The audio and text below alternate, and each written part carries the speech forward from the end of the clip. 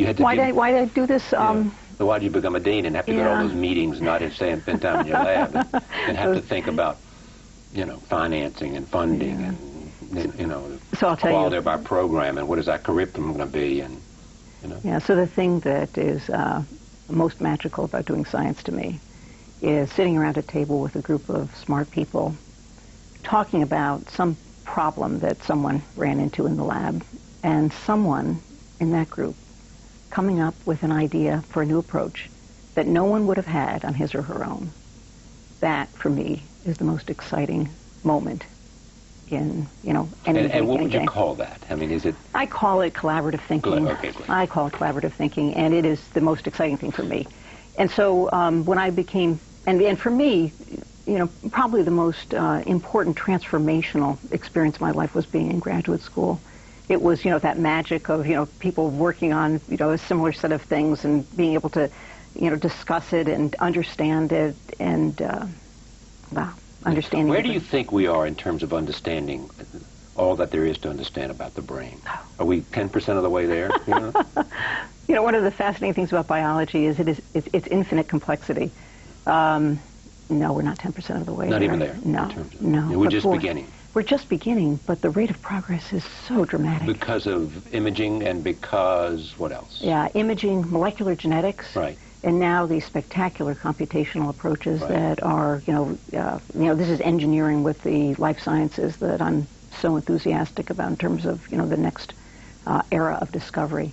But imaging, so when I started my lab at the Cold Spring Harbor Laboratory in 1980. That's when you first met Jim Watson? Indeed. The first brain gene had just been cloned. So the techniques of molecular biology had just reached a level of resolution that allowed us to study complicated tissues. Before that, you had to, have a bucket full of, one-celled organisms in order to understand anything. But you could begin to really unravel the biology of something complicated. So molecular genetics, and then imaging. Yeah. And now, the huge computational power that's at our, in our hands. This is supercomputers and all of that. Yeah. Or combinations of computers. I ask often this question, including Jim Watson. What is the one? What question do you most want the answer to? Wow, that's a great question. Well, there are problems that face us right now that I want the answers to, and then there are more remote problems. And these are big ideas. I would love to know. I would love to know how the brain, taken the relatively small number of genes in the human genome, how do you, time after time, person after person, elaborate an organ that is as complex as the brain with such fidelity? What are the rules? I mean, how does this work? The complexity far exceeds anything that we can calculate based on what we know about the genome. Anything we can calculate with all the computer power we have. Well, we don't know what we don't know what the variables are yet. Yeah. So, with all this great love of the lab and the questions and the pursuit of your curiosity, at some point you had to say bye-bye lab. Yeah. So the thing that changed it for me was a combination of my experience as a graduate student, which was so important. At the time, Rick Levin invited me to be dean of the graduate school. The graduate experience for many students was not that just, electrifying, transformational experience I had had. There was a kind of somberness around graduate education at Yale that was not conducive to the kind of graduate experience that, I had had. And so I took the position as dean of the graduate school thinking that there were, perhaps I could help. And what I discovered is all those meetings that you say with this long face, all those meetings, what goes on in those meetings? What? Collaborative thinking. Yeah, but what else? When I think about all this, it's the magic of teaching, too.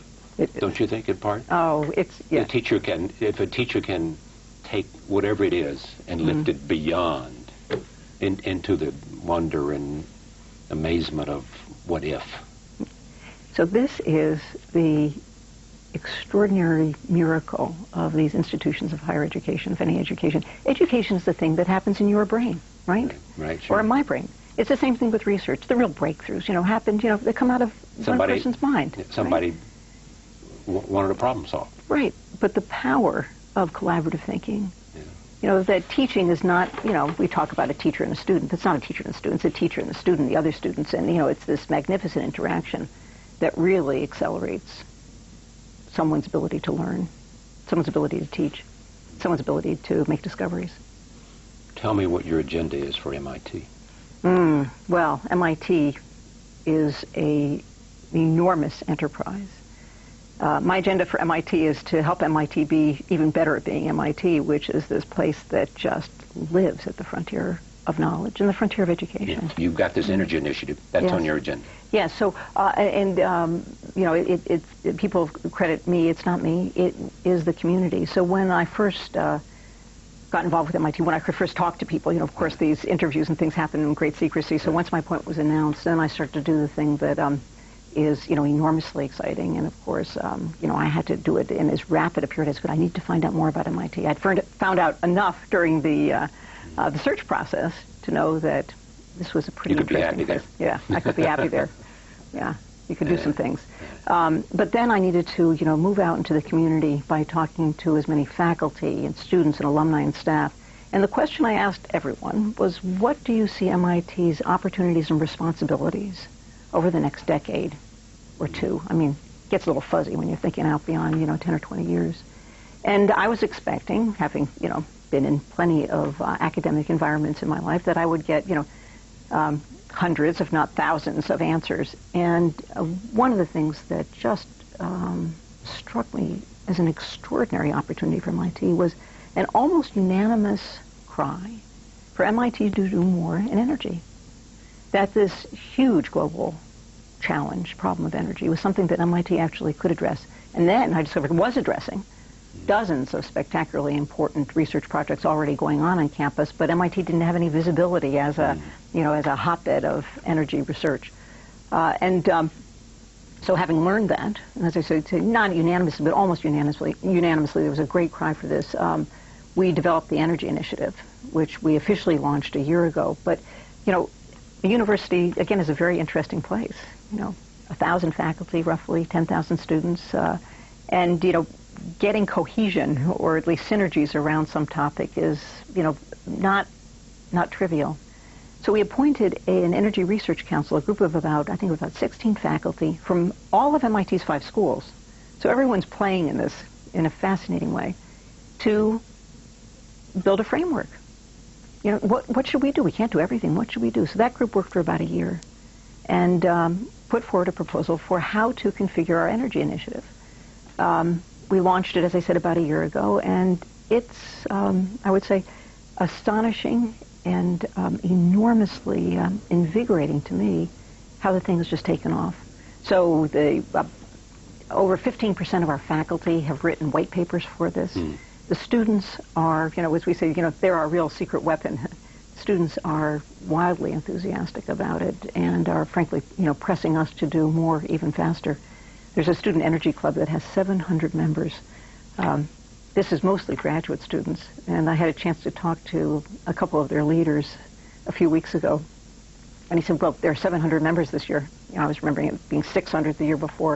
And I said, well, tell me, is this, an avocation? What are you all doing? And he looked at me, like, why don't you get out from under the log, lady? Yeah, exactly. He said, we're going to work in the field. Yeah. We're going to work in the field, so the students are committed to it. There's a marvelous activity, enterprise called the Vehicle Design Summit.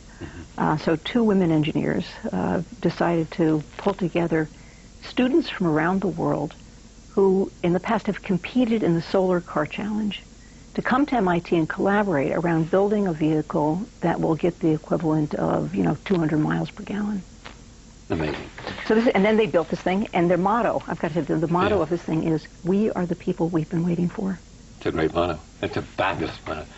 If you were giving a last lecture to young women in 2008, what would you say to them about their future? Yeah, follow your dreams. Follow your dreams. The future is going to be different from today. And the thing that you love is something that you can study, something in which you can work. Follow your dreams. Don't let anyone tell you you can't. Thank you for coming. A pleasure. It's great to have you here. A great pleasure. Susan Hockfield is the president of MIT.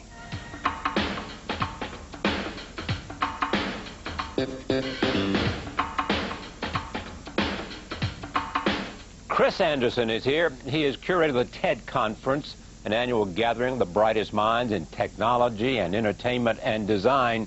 The New York Times calls it the place where, quote, artists and inventors plot to save the world. Its mission is the sharing of ideas amongst those who are creating the future. Speakers and attendees include Bono, Bill Clinton, Jane Goodall, and the Google founders. Now under Chris Anderson, TED is expanding rapidly, both globally and online. I am pleased to have Chris Anderson here to tell us all about it. Welcome. Nice to see you. Well, just a quick thing about the TED Conference. How you see, tell America and the world who don't know about it, you know, what it's about and why you think it's important. So you bring in scientists,